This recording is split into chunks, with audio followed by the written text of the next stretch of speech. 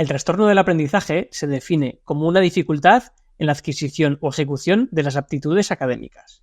Dificultad que persiste durante al menos 6 meses, a pesar de las intervenciones dirigidas a superar estas limitaciones en el aprendizaje. Se deben cumplir los siguientes 4 criterios. El trastorno se considera cuando se cumple uno de los siguientes síntomas. Lectura lenta, imprecisa y con esfuerzo. Sería, por ejemplo, el niño que adivina palabras en lugar de leerlas. Dificultades en la expresión, lectura con excesivas vacilaciones e incorrecciones. Dificultades en la comprensión lectora. Serían niños que leen sin incorrecciones, pero no comprenden el sentido de las oraciones, interpretan mal el sentido del texto o establecen relaciones incorrectas entre los conceptos. Dificultades ortográficas. Añaden, omiten o sustituyen vocales o consonantes.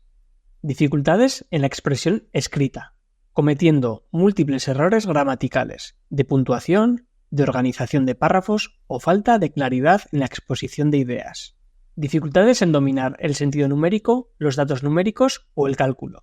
Serían niños que comprenden mal los números, el sistema decimal, las relaciones entre números, el concepto de cantidad, magnitud, las relaciones entre números, cuentan con los dedos las sumas de números de un solo dígito, se pierden en el cálculo o intercambian procedimientos.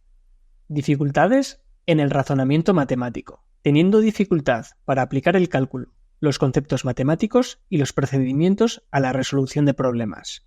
Estas aptitudes académicas deben estar sustancialmente afectadas y por debajo de lo esperado por su edad cronológica, e interfieren significativamente en el rendimiento académico o laboral del individuo, o en actividades de la vida cotidiana.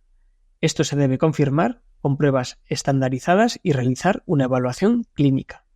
El trastorno se inicia en la etapa escolar, pero no tiene por qué manifestarse totalmente hasta que las demandas de las aptitudes académicas afectadas superan las capacidades limitadas en el paciente.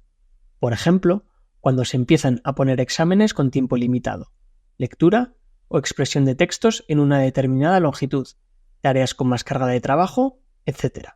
Las dificultades en el aprendizaje no se explican mejor por razones como discapacidad intelectual, un trastorno visual o auditivo sin corregir, otro trastorno mental o neurológico, adversidad psicosocial, directrices académicas inadecuadas o por una falta de dominio del lenguaje académico. Se deben cumplir estos 4 criterios y hay que basarse en una síntesis de la historia del paciente, informes escolares y evaluación psicoeducativa.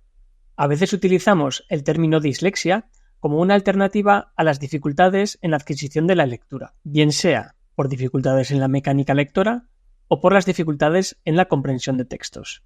Asimismo, se utiliza el término discalculia ante las dificultades relacionadas con el procesamiento de la información numérica, el aprendizaje de operaciones o el cálculo correcto y fluido.